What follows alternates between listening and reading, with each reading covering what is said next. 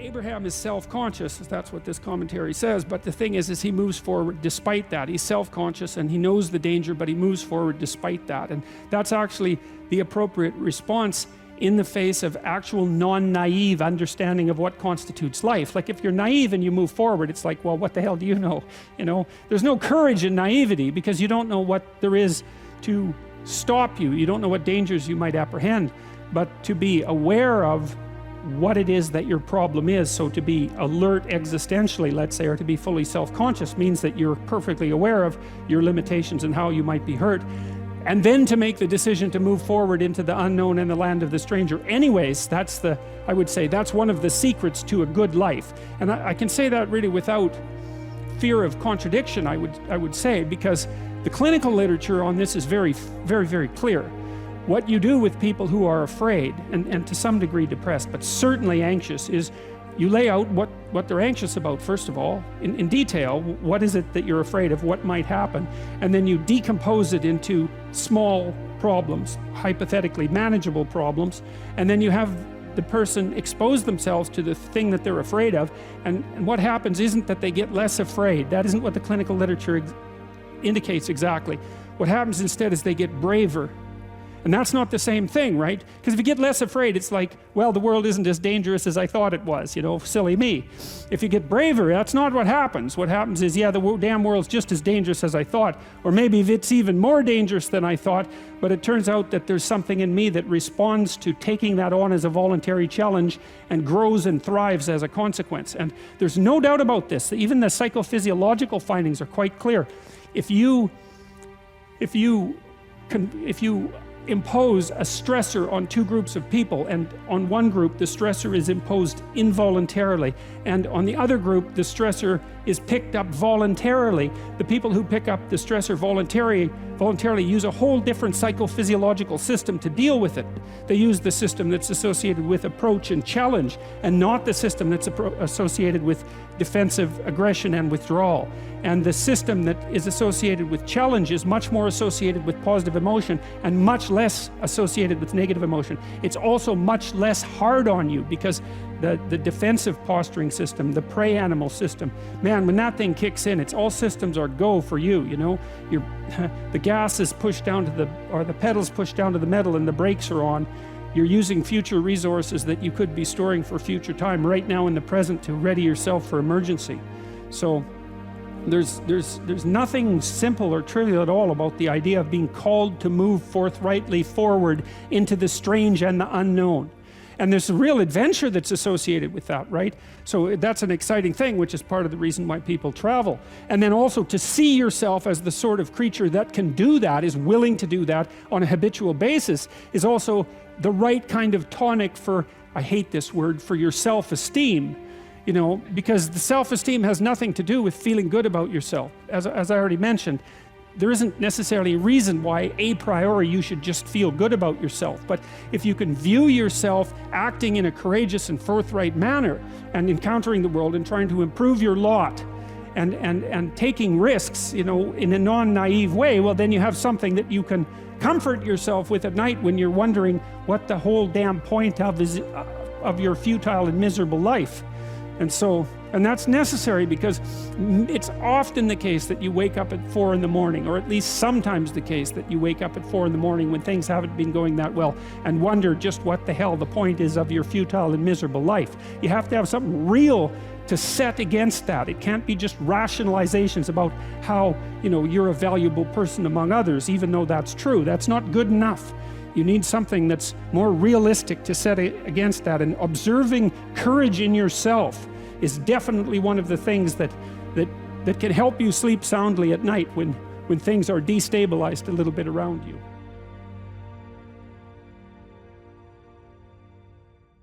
Sometimes you can become deeply cynical about the world if it's the Nietzsche thing. Yeah. Battle not with monsters, lest ye become a monster. Yeah. And if you gaze into the abyss gazes also into you. Right. But I would say, bring it on. Right? Because that's why I also say, knowing that he's absolutely right, but if you gaze into the abyss long enough, you see the light, not the darkness. Are you sure about that? I'm betting my life on it. Yeah, it's a heck of a bet. Well, that's... Because it might distort your mind to where all you see is abyss. Is abyss, Yeah. is the evil in this world. Well, then I would say you haven't looked long enough. You know, that's back to You're just a limited the swords, the flaming swords. It's like, so I said the whole story of Christ was prefigured in that image. It's like the story of Christ psychologically is radical acceptance of the worst possible tragedy. That's what it means. That's what the crucifix means. Psychologically, it's like gaze upon that which you are most afraid of. But that story doesn't end there, because in the story, Christ goes through death into hell. So death isn't enough. The abyss of innocent death is not sufficient to produce redemption. It has to be a voluntary journey to hell. And maybe that's true for everyone. There is no more terrifying idea than that, by definition. And so then, well, do you gaze upon that? Well, who knows? Who knows? How often do you gaze upon death, your own? How often do you remind yourself that this ride ends? Personally? Personally. All the time. Because you, as a deep thinker and philosopher, it's easy to start philosophizing and forgetting that you might die today. The angel of death sits on every word. How's that? How often do you actually consciously all the time notice the angel? All the time. I think it's one of the things that made me peculiar. When I was in graduate school, you know, I thought about, I had the thought of death in my mind all the time. And I noticed that many of the people that I was with, these were people I admired fine. That wasn't part of their character, but it was definitely part of mine. I'd wake up every morning. This happened for years. Think, time's short, get at it. Time's short, get at it. There's things to do. And so that was always, it's still there. And it's still there with, I would say, and it's unbearable in some sense. Are you afraid of it? Like what's afraid your of relationship? Death? Yeah. You know, I was ready to die a year ago. And not casually. I had people I loved, you know.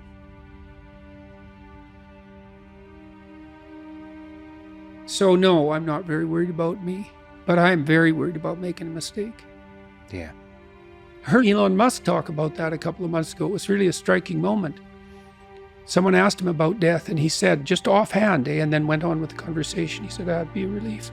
And then he went on with the conversation. And I thought, well, you know, he's got a lot of weight on his shoulders. I'm sure that part of him thinks, it'd be easier just if this wasn't here at all. Now, he said it offhand, but it was a telling moment in my estimation. So for him, that's a why live question. Hmm? The exhaustion of life. If you call it life is suffering, but the hardship. I'm more afraid of hell than death. You're afraid of the thing that follows. I don't know if it follows or if it's always here. And I think we're going to find out. What's the connection between death and hell? I don't know. I don't know. I don't know. Is there something that needs to be done before you arrive? You're more likely to die terribly if you live in a manner that brings you to hell. I don't know if you can be less afraid of death exactly, but I think that here's a hypothesis, and this is a Socratic hypothesis. I write about this in my book too, by the way. Maybe if you live your life thoroughly, right? You take use of the advantages, make use of the advantages that are put in front of you, make use of your talents, say yes to things, tell the truth, like stand up and get at it. Assuming that you can do that, you know, because some people are very ill and hurt, but assuming you can do that, I think the only way to combat fear of death is to live fully. And I think that might actually work. I kind of wonder, I've talked about this with my father too, who's getting pretty old. You know, I've asked him if, for example, if he could be transformed back into an 18-year-old, knowing what he knows now, would he do it? And he was ambivalent about that. You know, he didn't say no, but he didn't say yes. And we talked about this idea that if you lived your life fully, you know, maybe that would be good enough. Because, you know, I loved having kids, but I don't feel that I would have kids again, you know, because in some sense I've already done that. And so maybe there's a set number of adventures that you have to go on in your life. Let's say you have to be married, you have to have kids, you have to have a career, you have to have friends, you have to have something useful to do with your time outside of work. Those are all things that are covered in the Future Authoring Program, by the way. Maybe if you do all those, it's like, that's good enough. You've had your life and that's enough. I mean, I don't know. 10 years ago, I thought, you know, if I could extend my life radically, then I would. And I'm not so sure about that now that I'm 55, you know, I'm getting older. I kind of have a suspicion that you might come to an end, you know? That's what it looks like. I mean, I don't want that to be soon, but maybe you exhaust yourself in your life, you know? Maybe you can, so that there's nothing left of you, really.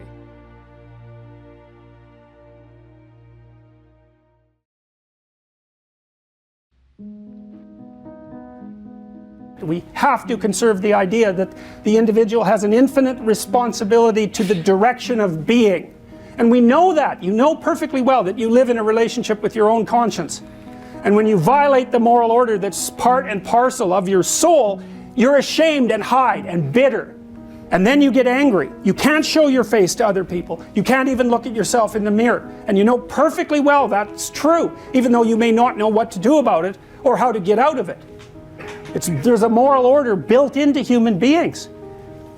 If there wasn't, there's no way we could even communicate with one another, because there'd be no rules of communication. There'd be nothing that we mutually wanted or expected from each other. You know, one of the things I figured out is that we're all appalled when we run into another person who is not yet the Redeemer.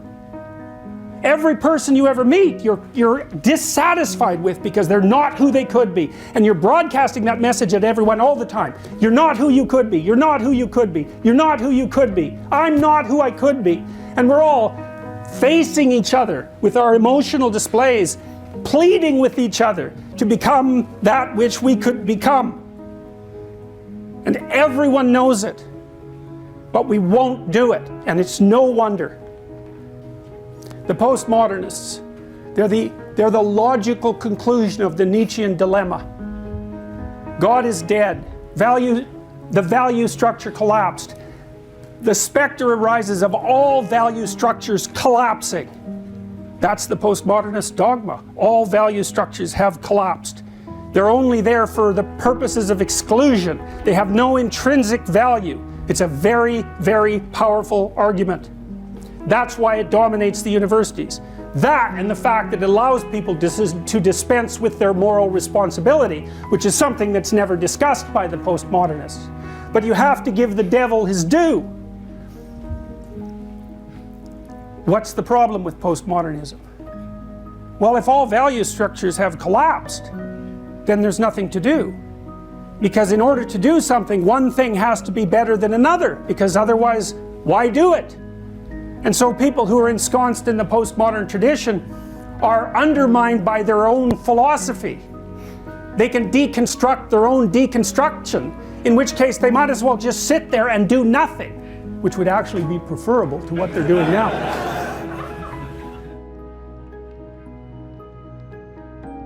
It's so funny watching Yale students complain about the privileged.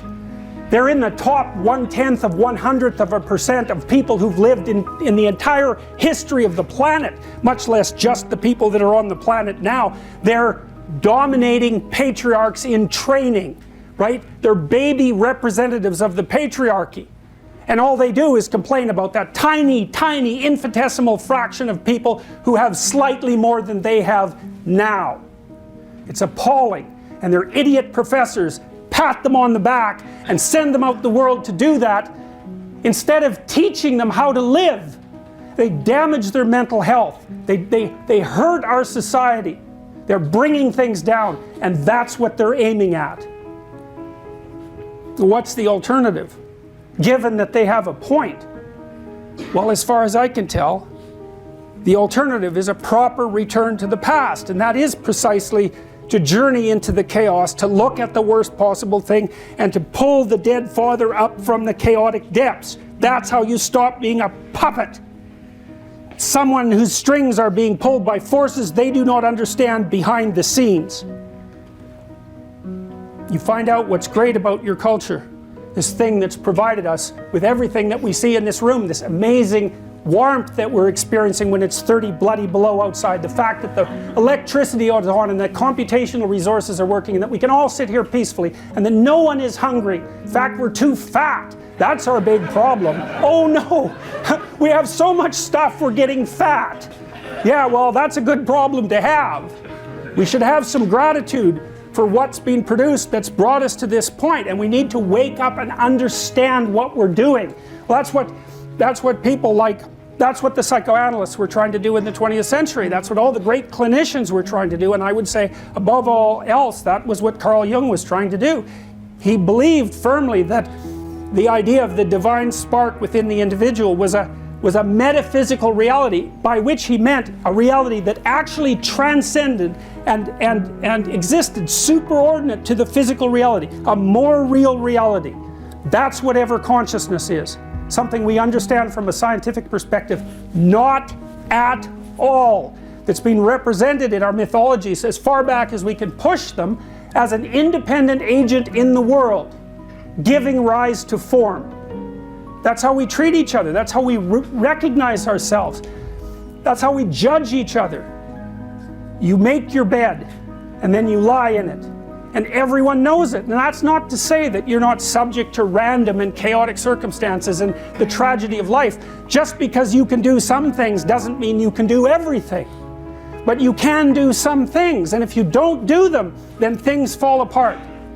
And the problem with things falling apart is that you will be happy about it to the degree that you're not trying to repair them. Because to the degree that you do not manifest what's within you, then your life falls apart around you. And everything that could make you better multiplies until you're in a situation where you want the destruction, you want to bring it on. And it's not surprising. Because life can be so terrible that the question of whether or not it should exist at all can be a real question.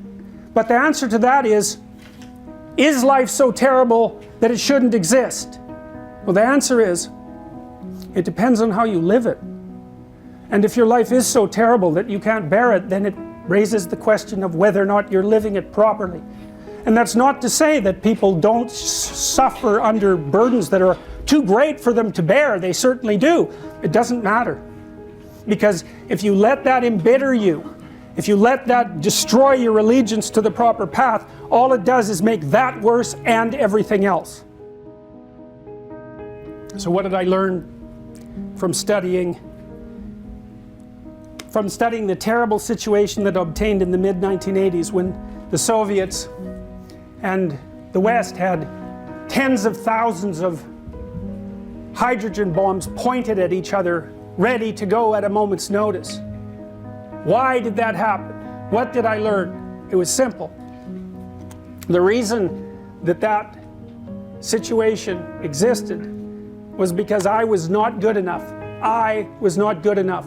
The reason that the terrible situations in the world exist now is because you're not good enough. You're not good enough. You're not good enough. We could solve any problem. We can solve any problem if we used all the resources that were available to us. If we live properly, we have no idea what we could turn what we're into. So I would say,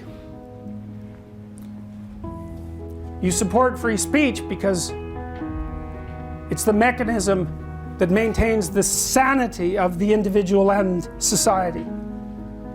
And you live in relationship with the spoken truth to the best of your ability, because the alternative is hell.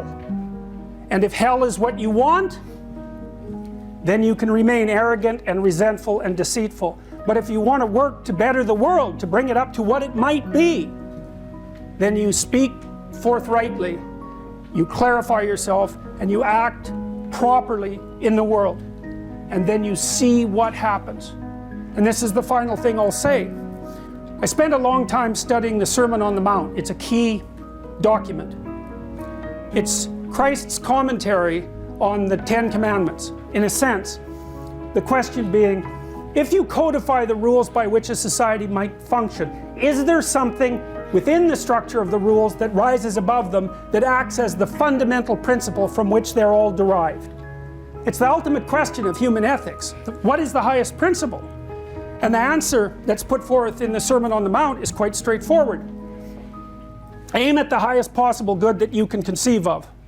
Whatever that is that you can conceive of, that serves as your God for all intents and purposes. Having aligned yourself with that good, speak the truth and see what happens. That's the act of faith. The act of faith is whatever the truth reveals is the best of all possible worlds, regardless of how it appears to you now. It's a guess, right? It's something you stake a bet on. Well, what do you think? The best of all possible worlds will be brought into being by deceit? It seems unlikely. You know that doesn't work in your own life. You tangle yourself up in your own lies, right? One lie breeds 10 and 10 breeds 100, and maybe you put the consequences on down the road and you don't fall into the pit for 5 or 6 years. Maybe you've even forgotten why you fell in when you finally do fall in, but everyone knows that you don't get away with anything. And so the issue is, well, what would happen if you just said what you thought? Stupid as it is, inaccurate as it is, and listen to people, criticize you in response to shape you and make you more articulate. What would your life be like? And the answer to that is, and I know this to be true, I've worked with many, many people on precisely this problem. Your life gets better and better and better and richer and deeper, but that comes with a heavier and heavier burden of responsibility. Well, that's okay. You use the observation of your own capability to bear responsibility, to buttress yourself against the terrors of being finite. You say, weak and miserable as I am, I can still stand up to the terrible tragedy of life and prevail, and that's good enough.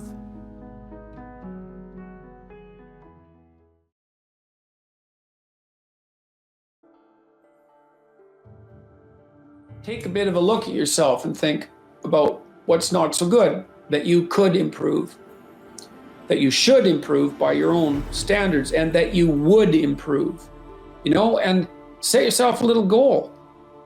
Maybe you're not studying at all at your university, or maybe you're at work and you've got this stack of paper there, and you haven't looked at that damn stack for like a month, and you know that you should be, and you're bothering yourself at night because you're avoiding that. It's like maybe think, I've avoided that stack of paper completely for 1 month. I'm quite a coward when it comes to whatever snakes might be hidden in that stack of paper. How about tomorrow I just put that stack of paper in front of me on my desk and I glance through it for 15 seconds. See if I can do that. It's like, well, you set yourself a goal of improvement. It's a humble goal, because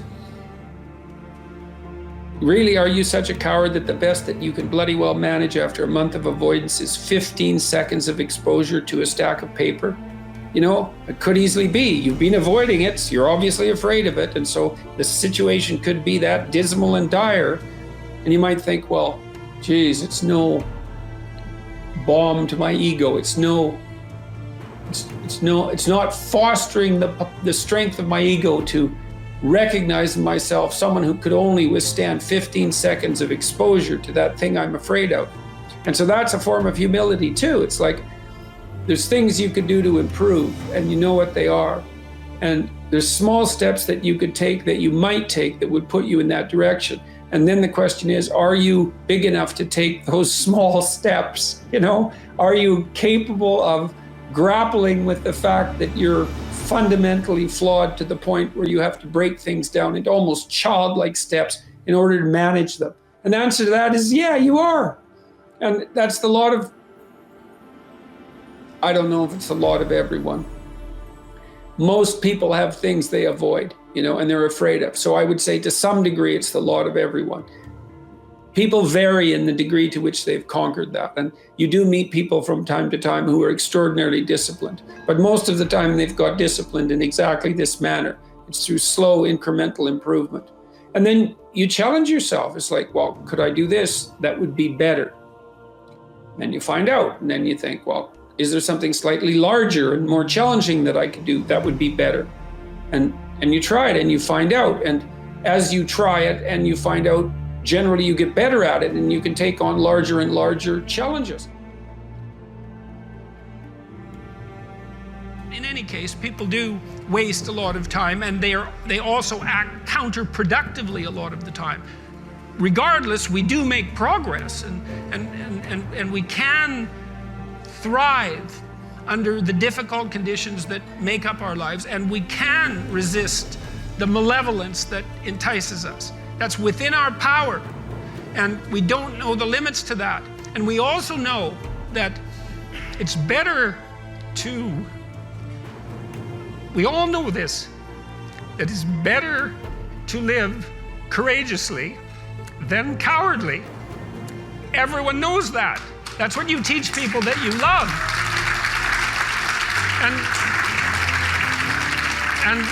And we know that it's better to live truthfully than in deceit.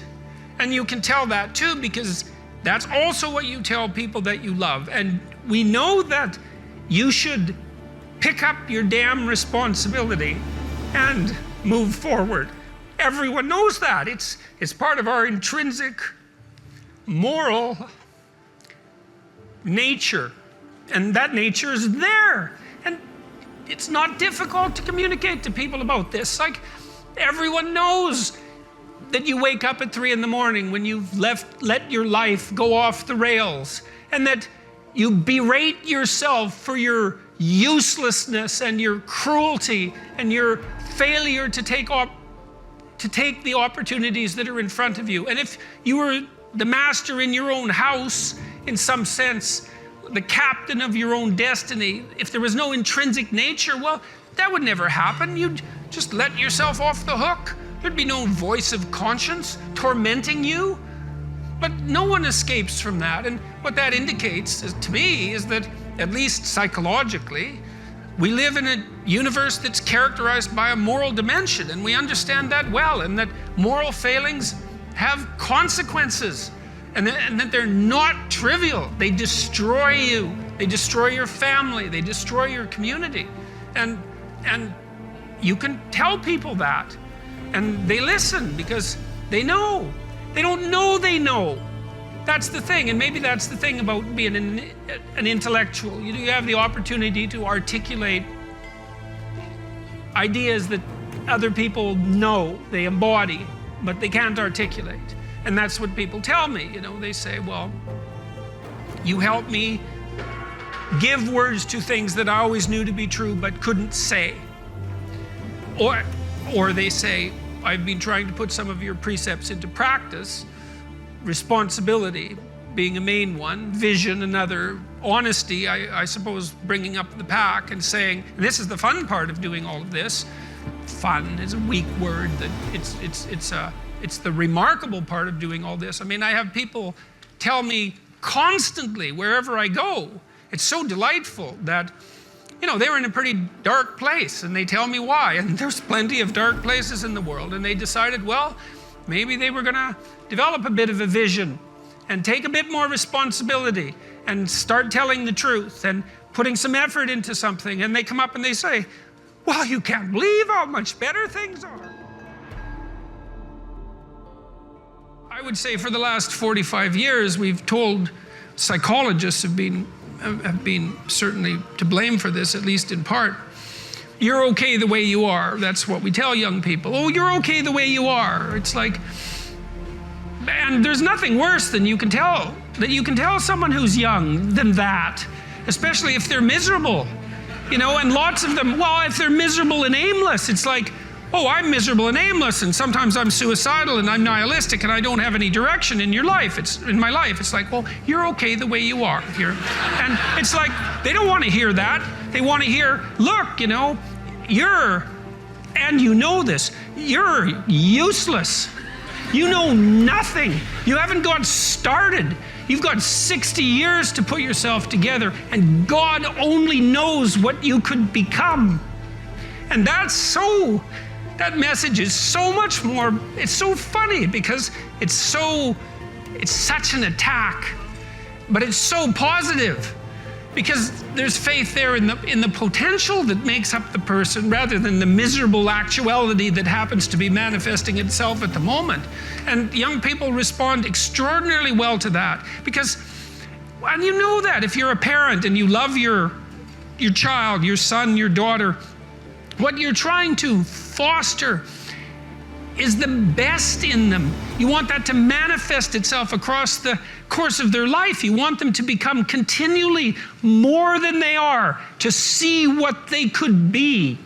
And I think that's part of the great message of the West, is that's the ethical requirement of individual being in the proper sense, is to constantly note that you're not what you could be, to take responsibility for that, and to commit yourself, like body and soul, to the attainment of that ideal.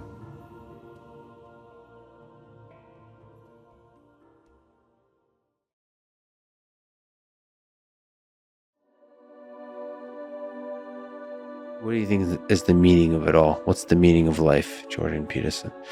We've defined it many, many times throughout this conversation. It's the adventure along the route, man. And I would say, where's that adventure to be found? In faith? What's the faith? The highest value is love, and truth is its handmaiden. That's a statement of faith, right? Because you can't tell. You have to act it out to see if it's true. Yeah. And so you can't even find out without, and that's so peculiar. You have to make the commitment a priority. Yeah. It's like a marriage. It's the same thing. It's like, well, is this the person for me? Oh, that's the wrong question. How do I find out if this is the person for me? By binding myself to them. Well, maybe the same thing's true of life, right? You bind yourself to it. And the tighter you bind yourself to it, the more you find out what it is. And that's like a radical embrace. And it's a really radical embrace. That's the crucifix symbol. And more than that, because like I said, the full passion story isn't death. It isn't even unjust death. It isn't even unjust death and the crucifixion of the innocent, which is really getting pretty bad. It's unjust, torturous, innocent death, attendant upon betrayal and tyranny, followed by hell. Well, that's a hell of a thing to radically embrace. It's like, bring it on. Take on some responsibility. Do something for other people. You're doing something for yourself while you're doing that, even if you don't know it, for sure, because you're a community across time. Find something to serve. Somebody to help. Someone to help. To solve. Find a job. Do your best with the customers. Don't be above your job. You're going to get an entry-level job when you're a kid. Well, what else would you want? You want to be the boss? What do you know? You don't know anything. You could be the boss of your job. You know, if you're working in a grocery store or you're working in a convenience store, assuming you're not working for terrified tyrants, you can be nice to the customers. You can develop your social skills. You can learn how to handle a boss-employee relationship. You can be there 15 minutes early and leave 15 minutes late. Like, you can learn in an entry-level job, man. And I'll tell you, if you take an entry-level job and you learn, and it's a reasonably decent place, you will not be in an entry-level job for long. Because everyone who's competent is desperate for competent people. And if you go and show yourself as competent, there'll be a trial period. But if you go show yourself as competent, all sorts of doors you didn't even know were there will start opening like mad. So you strive for competence, for craftsmanship. Yeah. For discipline. You know, I mean, I said in one of the chapters in my books is focused on putting your house in order. It's like, well, how do you start? Make your bed. You know, it actually took me quite a long time in my life before I made my bed regularly in the morning. Most of my life was in pretty good order, but that was one thing I didn't have in order. My clothes in my closet as well, all that's in order.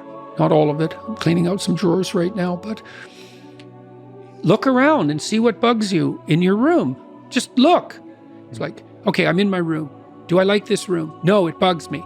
Okay, why? Well, the paint's peeling there, and it's dusty there, and the carpet's dirty, and that corner's kind of ugly, and the light there isn't very good, and my clothes closet's a mess, so I don't even like to open it. Okay, that's a lot of problems. That sucks. That's a lot of opportunity. Pick something and fix it. Something that bugs you. Yeah, but not too much. So the rule is, pick something that you know would pick a problem.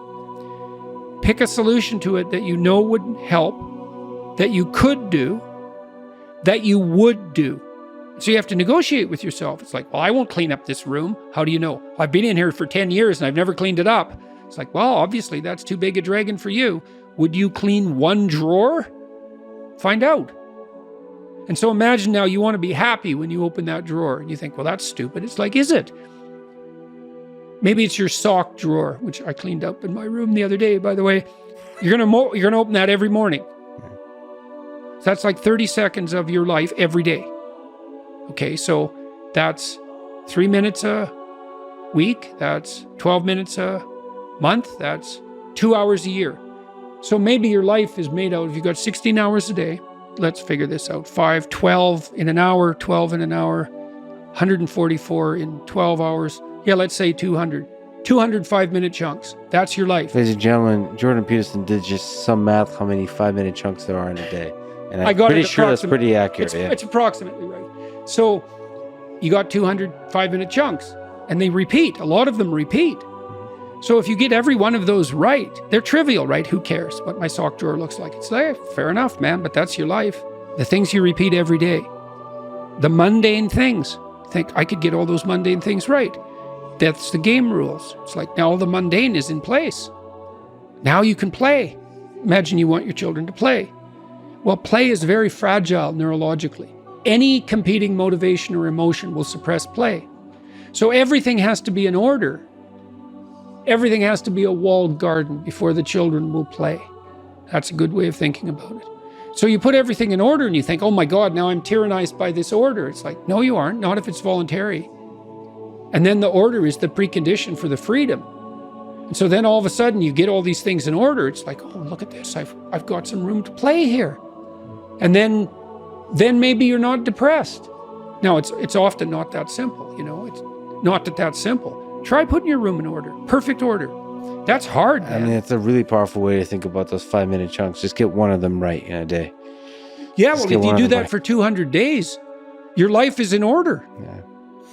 You know, I did that with my clients a lot. So a lot of them would come home from work, the guys, hey, and their wives would meet them at the door and it'd be a fight right away. You know, and it's a clash there because he comes home and he's tired and hungry. And he's worked all day and he's hoping that, you know, he gets welcomed when he comes back to the home, but then the wife is at home and she's been with the kids all day and she's tired and hungry and she's hoping that when he comes home, he'll show her some appreciation for what's happened today. And then they clash and then they both have problems to discuss because they've had their troubles during the day. And so then every time they get together, they are not like it's a bit of a fight for 20 minutes and then the whole evening is screwed. Mm-hmm. And so then you think, okay, here's the deal. It's knock and the door will open. Okay, you get to pick what happens when you come home, but you have to figure out what it is. So now this is the deal. You treat yourself properly. You imagine coming home and it goes the way you want and need it to go. Okay, what does that look like? You get to have it, but you have to know what it is. What does it look like? And you think, okay, I want to come home. I want to be happy about coming home. I come home. I open the door. I say, hello, honey, I'm home. My wife says, hi, it's so nice to hear your voice. She comes up, she says, hi, dear. She gives you a hug. She says, how was your day? And you say, well, we'll sit and talk about that. How was your day? Well, we'll sit and talk about that. Do you need something to eat? Probably. Let's go sit and talk about our day. It's like, that sounds pretty good. that sounds pretty good. Might not be perfect, but sounds a hell of a lot better than what we're doing now. So how about we go talk to your wife. Say, okay, this is what's happening when I come home. I would like it to be better. What would you like to have happen if you could have what you wanted? And so she sits down and she thinks, okay, if he comes home, what do I want to have happen? And then now you got two visions and you say, well, what would you like? And you listen and she says, what would you like? And you tell her, and then you think, okay, now how can we bring these visions together? So not only do we both get what we want, but because we've brought them together, we even get more than we want. Well, who wouldn't agree to that unless they were aiming down? And that's so exciting. It's not a compromise. It's a union of ideals. That's even makes a better ideal.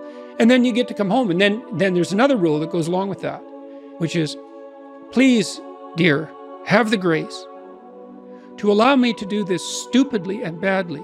Well, I learned at least 20 times. And I'll give you the same leeway. And then we'll practice stupidly for 20 times and we'll talk about it. And then maybe we'll get it right for the next 10,000 times. Right?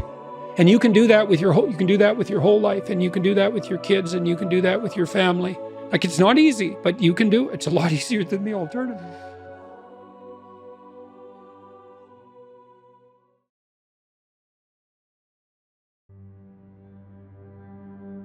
If you know what you want, then you know when you're failing. If you don't allow yourself to know what you want, you can keep that foggy. If you don't set out the conditions for your success, then you can avoid your responsibility, because again, that's not clear. And the problem with wanting something is that in all probability, you're going to have to work for it. You're going to have to make sacrifices. And it's certainly possible that you want to avoid that. You might be afraid to make it clear because other people could deny it to you too, which is something I write about a fair bit in that chapter. The problem is, and failing to make any of that clear protects you right now, but it's really hard on you over the medium to long term, because if you don't make it clear to yourself what you want or to other people, the probability that you're just going to stumble into it is pretty low. And you can put that off indefinitely day after day, but the problem with that is that you age while you're doing that, and there's obviously a price to be paid for that.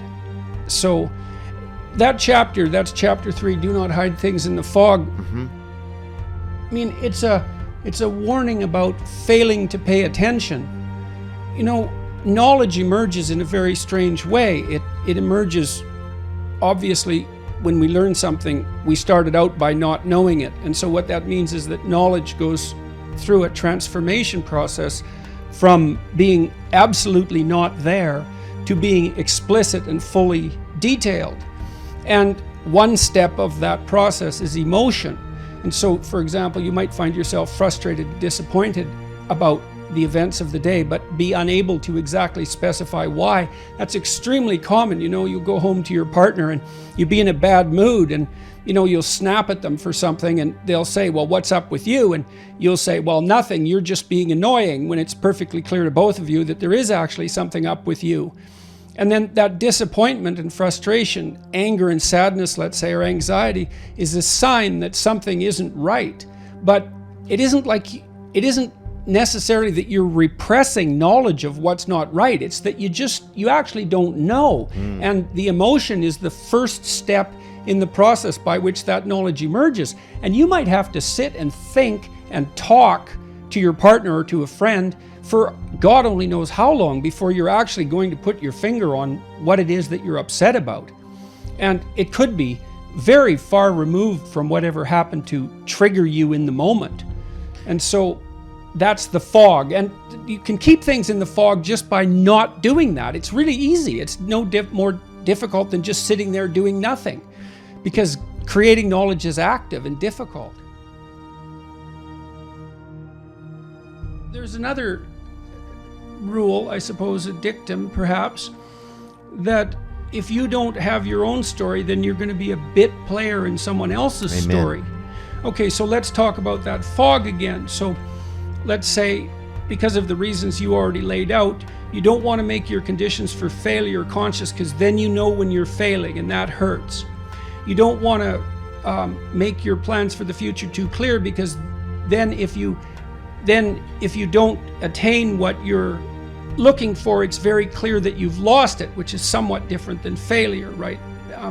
And then there's also the problem that if you make your motives clear to other people, then they really have the ammunition to hurt you, because like I can hurt you by depriving you of what you want, but I can hurt you even better if I really know what you want and can deprive you of that. So you have reasons to keep these things unclear. But the problem then is that you don't have a direction that's powerful, right? Because you're not consulting yourself, watching yourself, learning about yourself, figuring out who you are, and figuring out what kind of route through life you would have to take to be engaged. Okay, so then you get weak because you're not integrated. You're all over the place. You're scattered. Well, then anybody who has power for one reason or another can compete with you for your own attention and win. And so if you don't have your own plan, painful as it is to develop one, partly because you have to take your own inadequacies into account. Oh yes, and you also mentioned, you posit an ideal, this is what I want, or this is who I could be. The farther away that is from you, the more inadequate you feel in relationship to it. So that's another reason to avoid it. But yes, well, that's why every ideal is a judge. There's no getting away from that. Now, if it's too much for you, I might say, well, make a lesser ideal, like try to pursue something that doesn't intimidate you into paralysis. Well, what you really want to do is you want to lay out a plan that has a pretty high-end aim, but that also consists of steps that aren't too intimidating. So you have to ask yourself, I would like to do this, I should do it, but would I do it? And the answer is likely to be no, often, because you know what you're like. You're supposed to go to the gym, but you don't. It's like, okay, well, maybe you won't go to the gym, but maybe you'd walk half a block every second day, something like that. And you have to ask yourself, I write about this in the first chapter about the advantage of being a fool. If you notice that you're not so good at something, then you can calibrate down the goal until a fool like you can manage it, and then you can attain it, and then you're not quite so much of a fool. I think you need a meaning to sustain you in life, because life is difficult, and so the meaning has to be proportional to the difficulty. I think everyone knows that and wants that. Whenever I talk to audiences about that and pointed out that it's through the adoption of responsibility that you're most likely to encounter those meanings, the audiences would generally go silent, because that isn't an equation that's often made, right? Is that, well, you need meaning. That's better than happiness. Happiness is a consequence, I would say, a fortunate consequence of the pursuit of something deeply meaningful. But almost everything that's deeply meaningful requires the willingness to adopt responsibility. And so that's a good thing to know, because you might ask yourself, well, why should I adopt responsibility? And the answer to that seems to be something like, wow. Well, it deepens your life. Attention is the basic currency, right? Everyone fights for it, and it's incredibly valuable. And it certainly is the case that it's also very tempting to turn your attention to things that grasp your short-term interest, rather than, say, pursuing the causes of negative emotion. That's a good example. And of course, we have massive corporations working night and day to continually attract our attention, and there's something sinister about that, obviously, but you can't exactly lay responsibility at their feet, because there's a tremendous overlap between educating people, informing them, and making them attend to you, and the lines between all of those things are very foggy, let's say, and difficult to lay out. It's certainly the case that one of the ways that you can keep yourself in a fog about yourself is through distraction with with anything in the external world. And obviously computer technology, cell phones, games, well, not negative in and of themselves, perhaps, are there at any moment to distract you.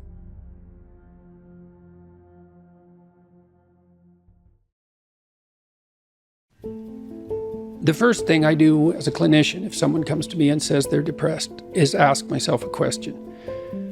Well, what does this person mean by that? So I have to find out, because maybe they're not depressed, maybe they're hyper anxious, or maybe they're obsessional. There's various forms of powerful negative emotion, so they need to be differentiated. But then the next question you have to ask is, well, are you depressed, or do you have a terrible life? Or is it some combination of the two?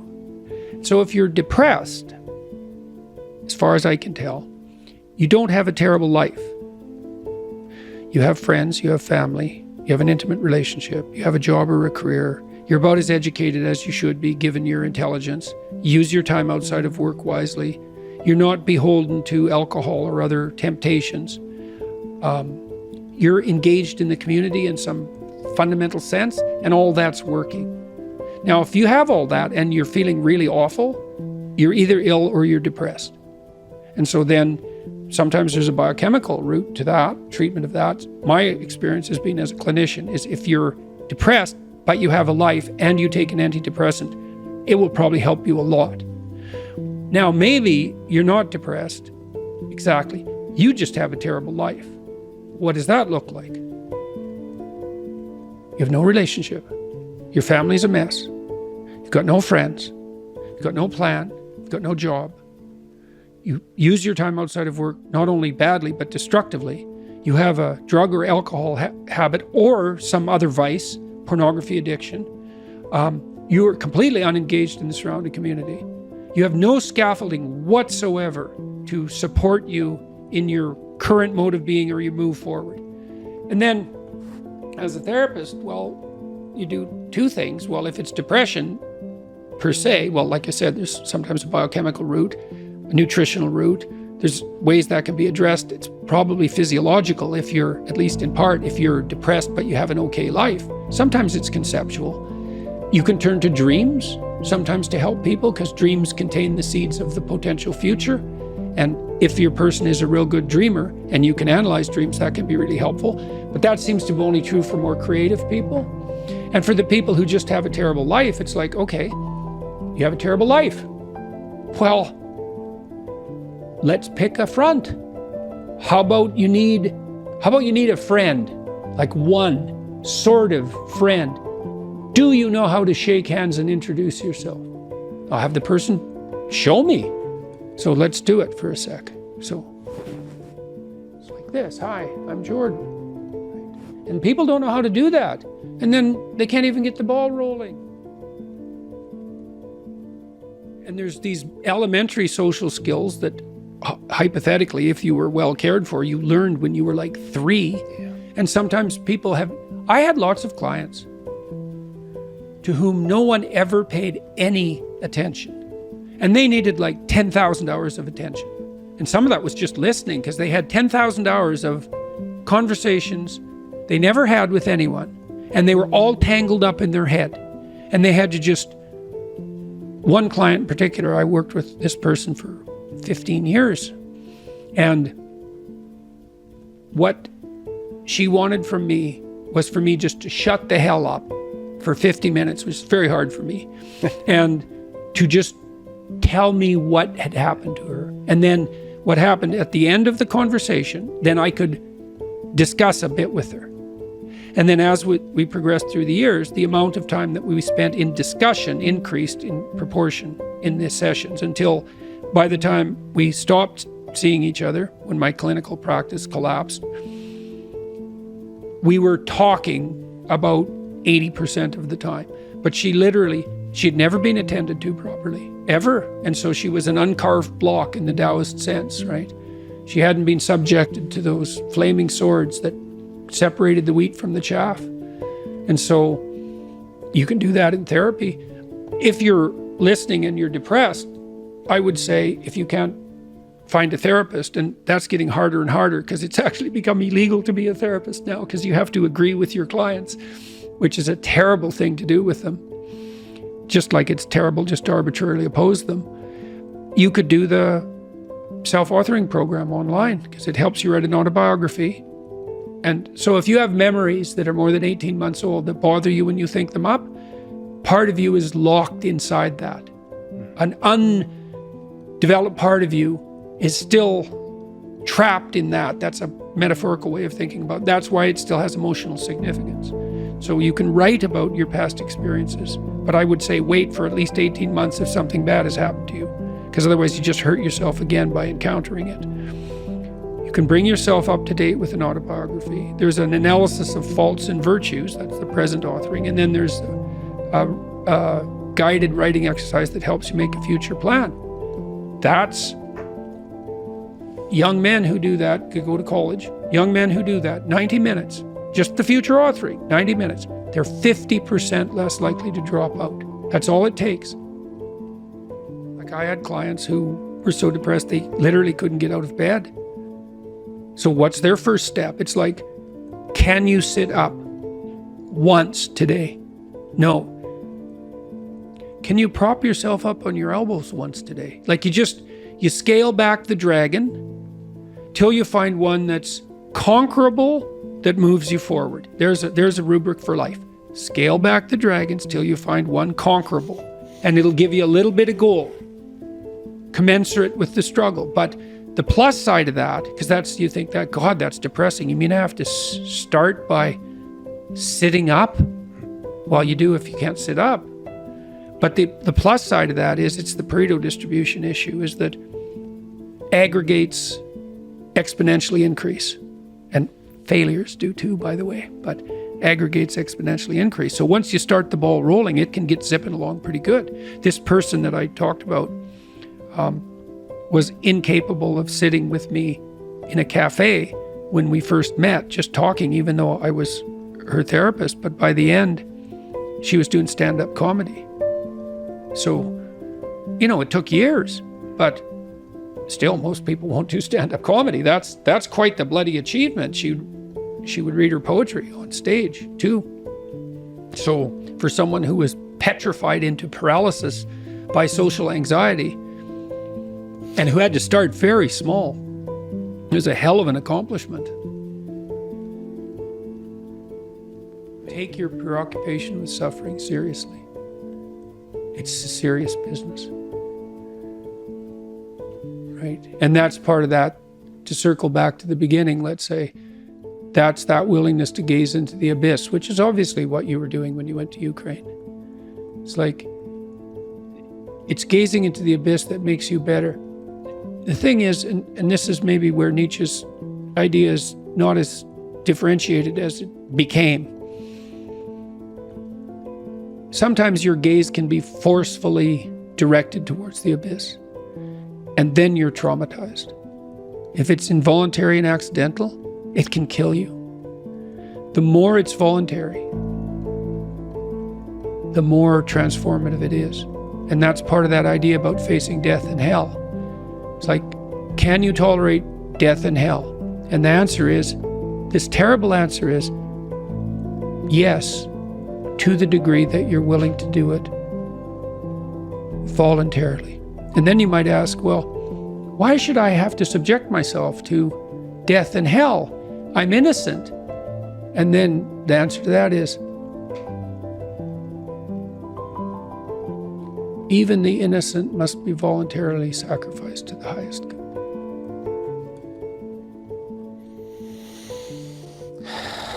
That's such an interesting distinction. Voluntary suffering. Voluntary, yeah.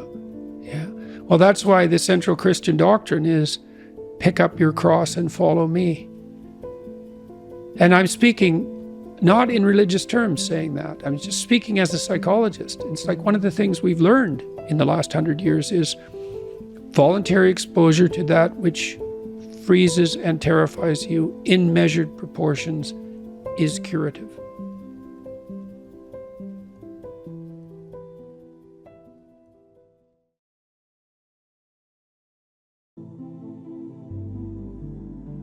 So in in Genesis, one of the things God has Adam do first, so God makes the world by speaking.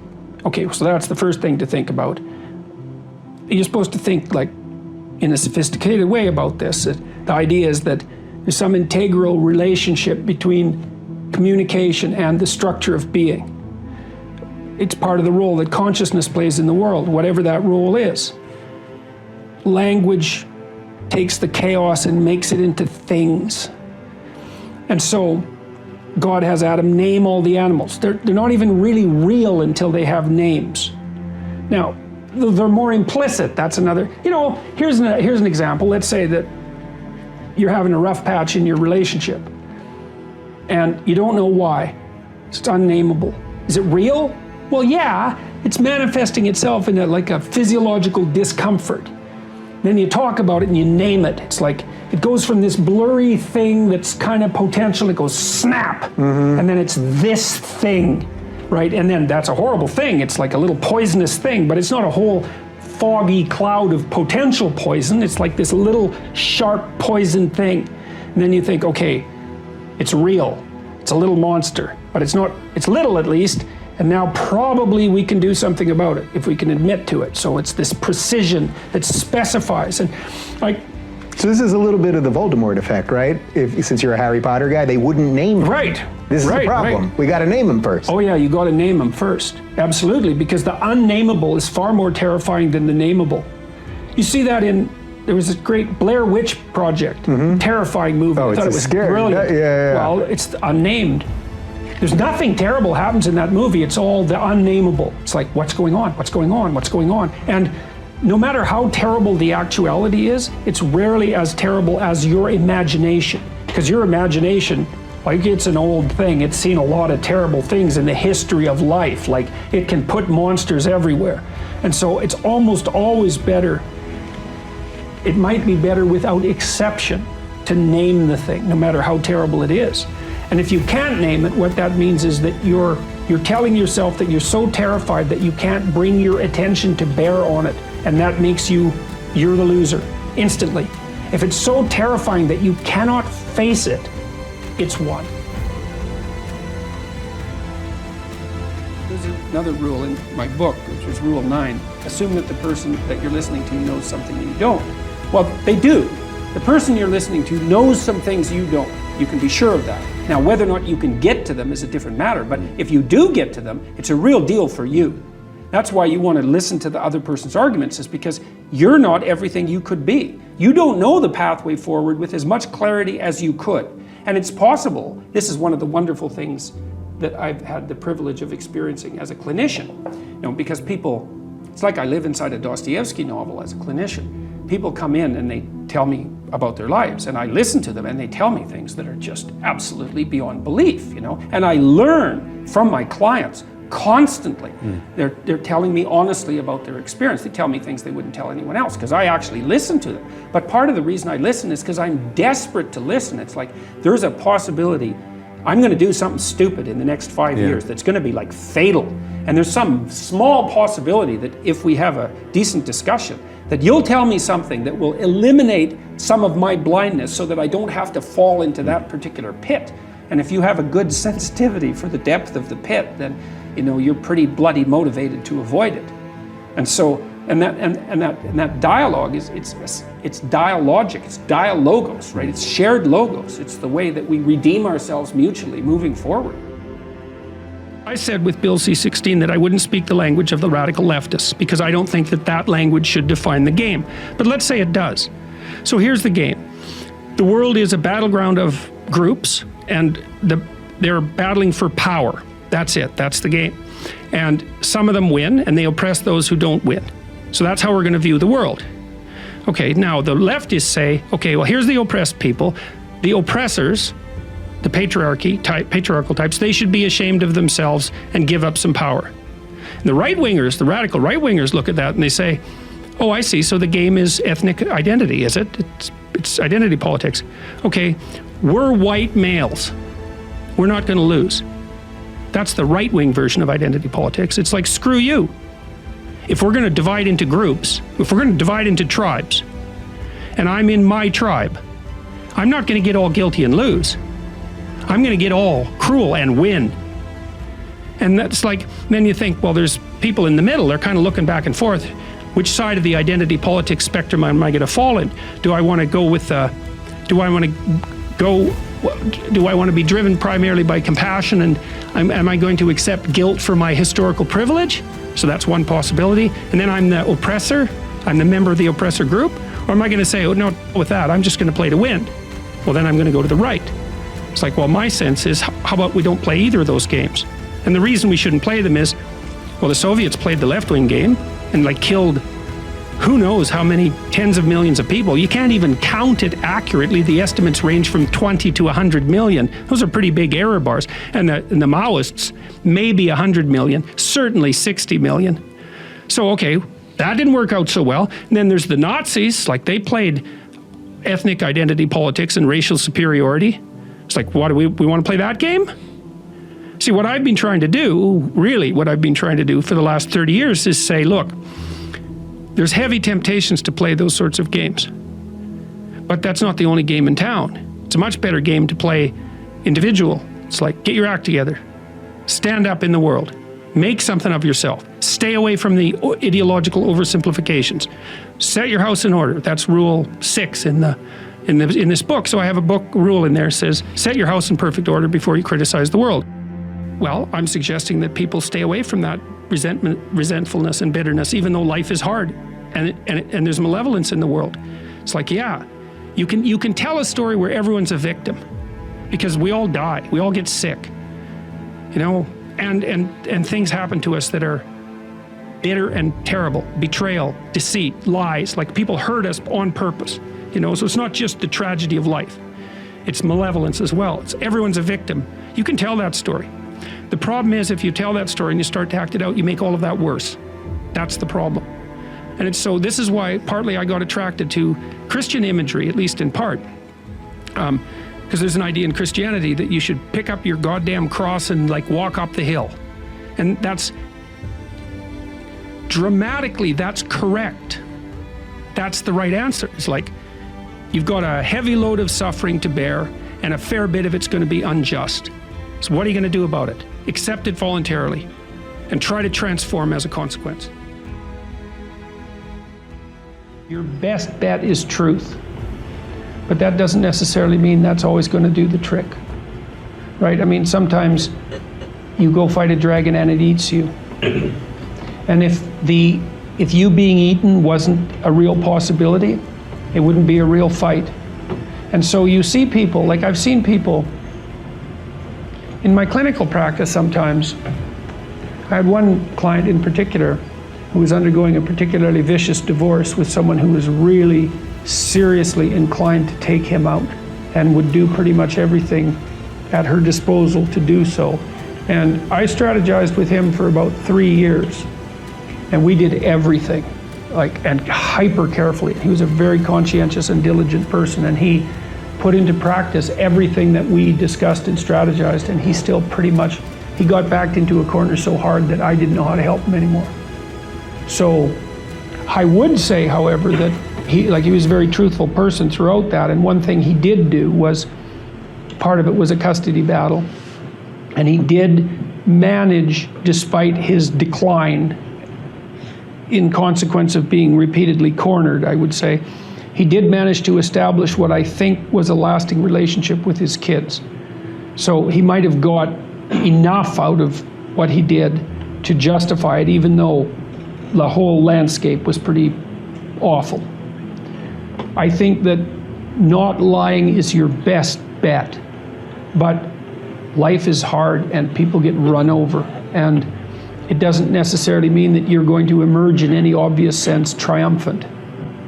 But if you take the alternative path, especially when you're facing severe tribulations, let's say, and you complicate those with deceit, you can be sure that whatever tragedy that you're confronting is going to turn into not only tragedy, but something very much akin to hell. And so you might be able to at least minimize the degree of suffering, even if you can't overcome it or transcend it. And that's something.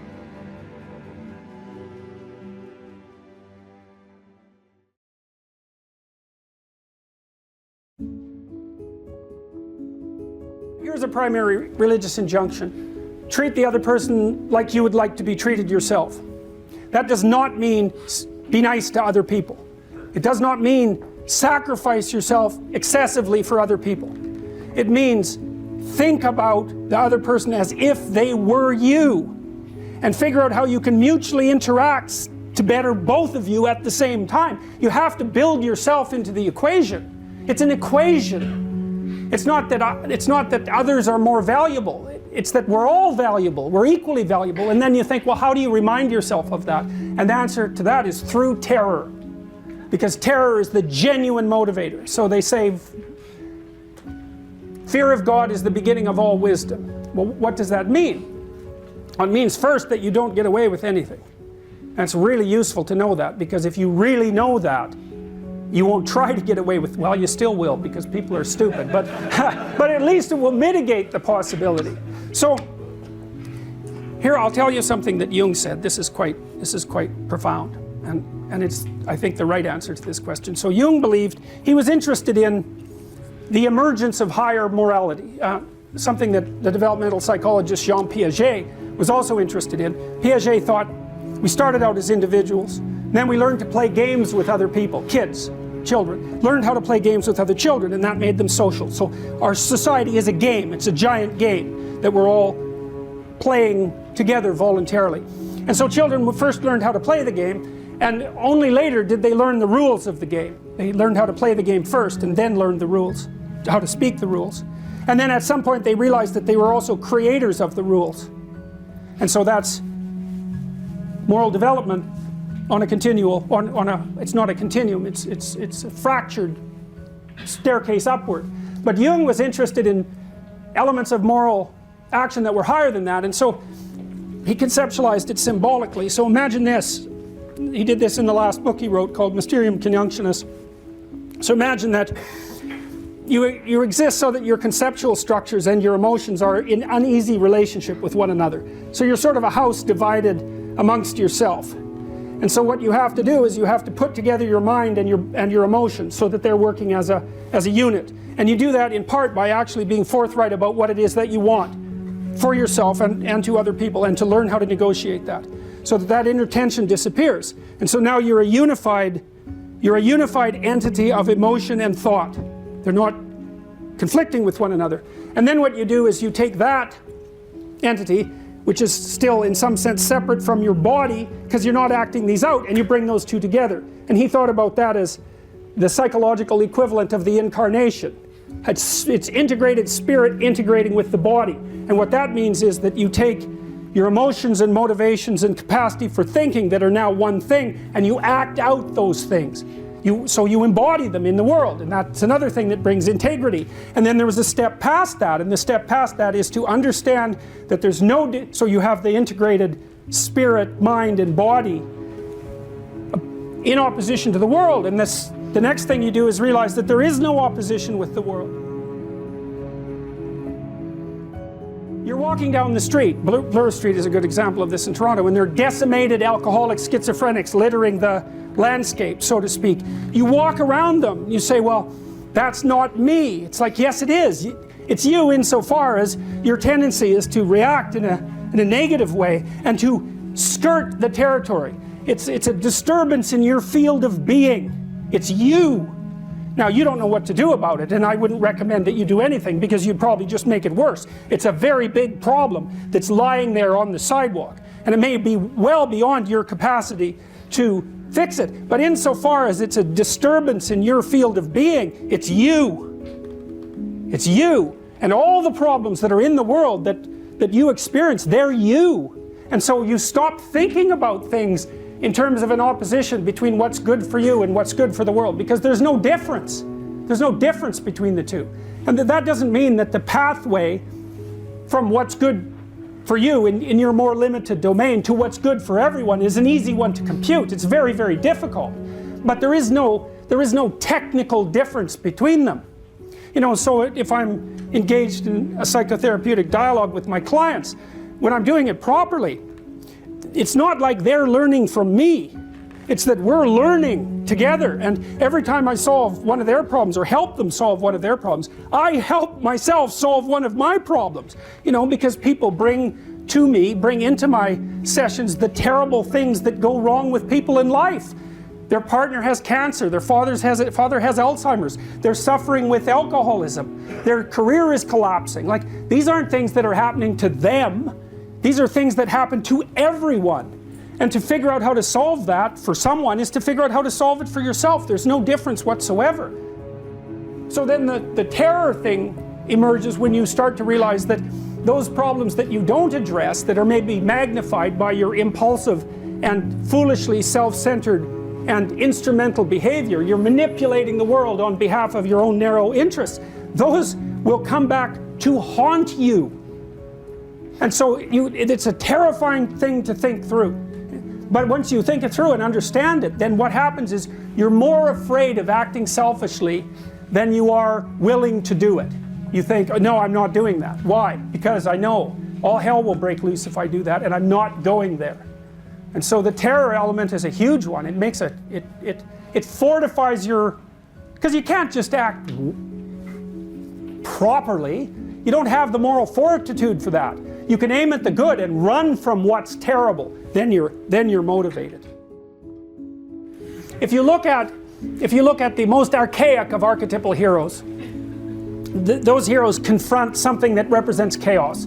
It's usually a monster that bears a treasure of some sort, and that's a symbolic representation of the class of all unexplored things, right? Because things that we have not yet explored are threatening and destructive, but also offer us infinite potential. But more elaborated hero stories, let's say, also reverse that and say that, well, there are times when the order has become so corrupt and rigid that free speech fragments it into its parts so that it can rejuvenate itself.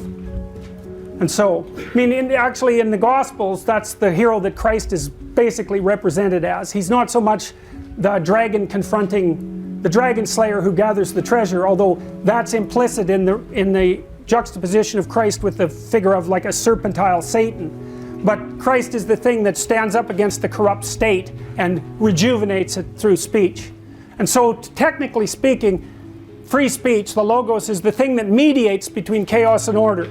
And you can think about, this is represented in many cultures, this idea. You can see it most specifically, I would say, in the Taoist conceptualization, because in the Taoist world, being is made out of chaos and order, yin and yang, masculine and feminine. Fundamentally, it's chaos and order. And order is the fact that wherever you go, there are things you understand. And chaos is the fact that wherever you go, there are things you don't understand. And so the idea is that being is made out of the things that you understand and the things that you don't understand. And it's always that way, which is why Tao is the symbol of being per se. And it's the case. Your brain is adapted, in fact. It's partly why it has two hemispheres.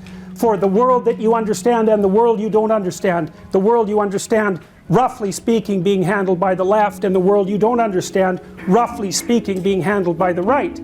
Well, it's that line down the middle that's Tao. That's meaning. And if you have one foot in chaos and one foot in order, you're maximizing information flow and rejuvenating yourself at the same time that you're maintaining your structure. And you will report on that internally as engagement in the world. It's the most fundamental orienting sense that you have, and it's deeply instantiated neurologically, unbelievably deeply. And so it really is the case, from an evolutionary perspective, that reality is chaos and order. It's that to which you're adapted. Because what you do in psychotherapy, as well, in addition to helping people face the things that they're most afraid of so that they can overcome them, is to allow them to tell someone the truth. What happened to you? I'll listen. So they tell you, and they take themselves apart and put themselves together while they're speaking the truth about what happened. And it puts them together. It's at the two fundamental elements of psychotherapy are, let's find what you're afraid of and avoiding and help you confront it so that you can gather the information that's there. And let's allow you to lay your story out in all of its catastrophe and detail so that you can straighten yourself out through speech. That's exactly what happens in psychotherapy.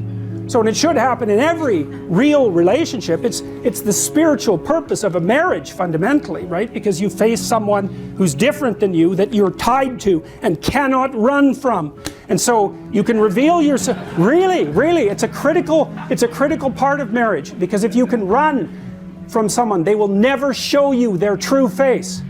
Because if someone shows you their true face, you will run. And so you say in a marriage ceremony, I will allow you to show me your true face, and I will not run. And unless you mean that, you'll never be married. You'll never understand what it means, and you'll never reap the benefits of it, which are practical, obviously, but also spiritual and psychological. There's a reason for the vow, but it has to be a vow, because otherwise you have a back door open, and you'll never really tell the person what you're like. And no bloody wonder, because really, who wants to know what you're like? Not even you, that's for sure.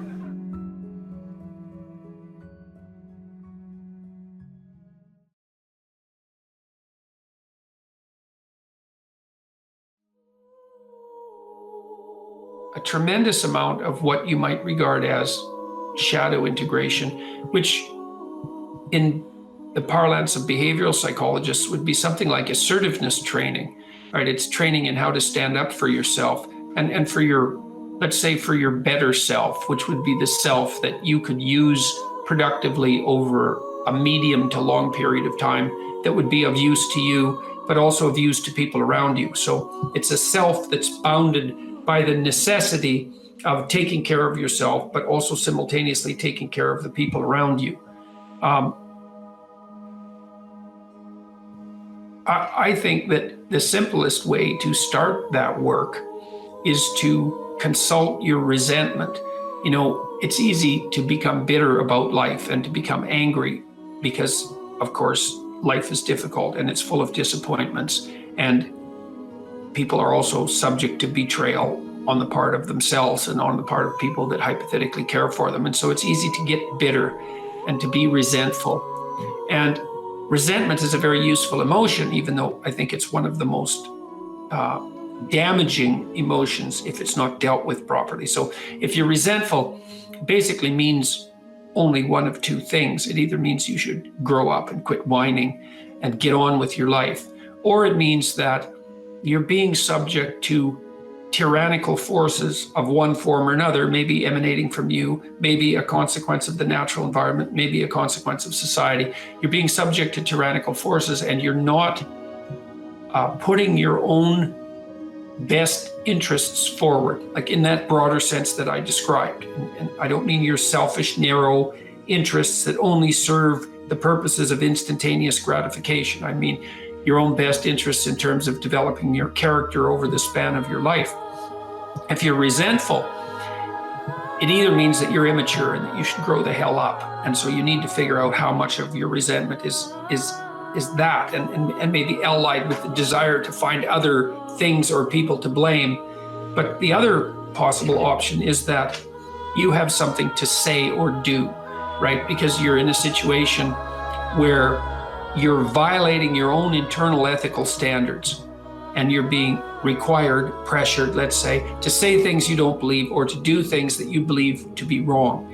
And you need to determine, you need to start to strategize and plan how you can rectify that so that you can say what you mean. Like if you're negotiating with a marital partner, for example, and there are issues in your marriage that aren't making you happy, well, the first thing is you have to take note of that, right? To see that you're actually unhappy.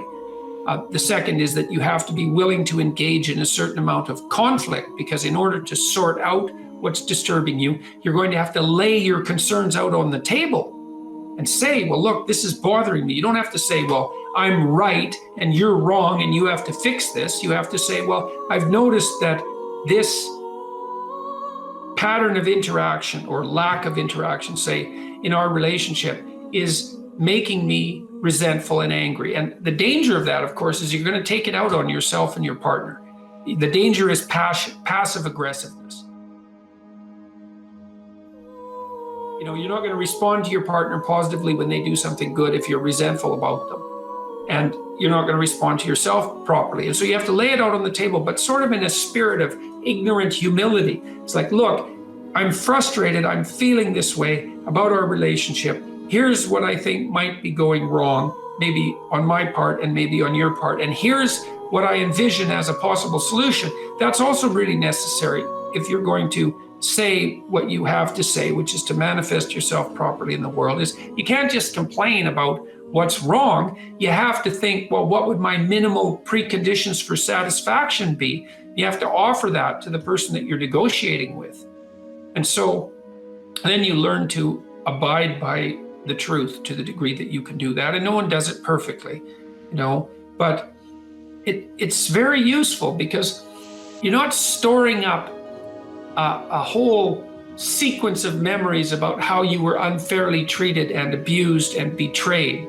Instead, you're trying to stay on top of it and to note your unhappiness and dissatisfaction when it manifests itself, and to accept that that's the case, and then to analyze that to see if it's your problem, like I said, with regards to maturity, or if it indicates that there's an injustice in the manner in which you and the world are interacting, and then to work to set that right, even in small ways. And so it's a matter of characterological development, and that makes you stronger over time. And partly what you need, in order to do that is you have to really understand, and we do this is why we built, in the future authoring program, we built this section where you have to outline your most dismal future, right? What your future would be like if you let all your bad habits and characterological weaknesses have the upper hand. And the reason we did this is because you can't straighten yourself out merely as a consequence of hope. Let's say you lay out a vision for the future and you think about what your life would be, what you'd like your life to be like. And then that makes you hopeful and it motivates you because it gives you something worthwhile and higher order to work for, right? And that's useful. That's positive emotion working for you, because positive emotion is experienced in relationship to goals. But it's not as useful as also being chased by something you're terrified by. And if you have a good sense of how you'd fall apart if you stayed weak, and just exactly what kind of hell that would be, then when you determine to do something, like to tell the truth and to say what you think and to not do things that you hate, then you're going to be pulled along by the purpose that your vision has provided for you, but also pushed along by your desire to avoid the worst forms of hell that you've already outlined for yourself personally. And that can also help you be brave enough to stand up in a situation that would require conflict, because if you have something to say and you have something to negotiate about with someone, then there's going to be a certain amount of conflictual dialogue that accompanies that, right? To lay out a set of problems and to describe the fact forthrightly that those problems characterize a relationship, and then to seek for solutions, is quite stressful in the short term. And it's really easy to avoid. And so people avoid it all the time. And then they store up grievances across the span of their relationships. And eventually the grievances mount to the point where they return in monstrous form and just eat everything up. That's where you get divorces, or that's where you explode at your boss and end up fired, or that's where you develop high blood pressure over 15 years because you can't stand all the accumulated monsters in your closet, and then you drink yourself into oblivion because you can't stand your life. That's all, very counterproductive. But it's easy to avoid that necessary conflict on a moment-to-moment basis because it's very stressful to speak forthrightly about genuine conflicts, especially when you're dealing with important parts of your life. But otherwise you don't straighten them out, and then you have to carry all that forward. So you need to be terrified of the consequences of not speaking your piece. The more radical the necessary change, the more pain that accompanies it. Like the more opportunity as well. And a lot of what we learn painfully. And so it's not surprising that people shrink away from learning. We learn in pain and anxiety very frequently. Everyone knows that. Like the things that you really learned in life, it's like, it was no joy, man. Like it took you out. And so the fact that people flee from that is hardly surprising. But it doesn't help, that's the thing. It just stores up the catastrophe for later. And so the better idea is to eat a little poison every day so that you don't have to overdose in a month. It's something like that. And it is the case that I think because you don't you aren't forced to, first of all, you don't learn unless you're forced to learn. I know there's alternatives to that. There's the voluntary search for knowledge, and that's a fine thing, and that is an antidote to this. But apart from that, speaking more practically, you tend not to learn unless you're forced to learn, and what you tend to learn by force are difficult lessons. And so people are very prone to not seek that out. It's not surprising, but it's because they don't understand the consequences very well. You know, it's because they're convinced that there's some way of forestalling the necessary learning, and there isn't any way of forestalling it. All you do is make it worse in the future. You make yourself smaller, and you make the lesson harder. And so that's why in so many religious doctrines there's emphasis on humility. You know, and humility isn't to debase yourself. It's to understand that you don't know enough so that your life isn't going to be miserable. And so every chance you get to grab something new that will help you along your way, you should take it as fast as you can.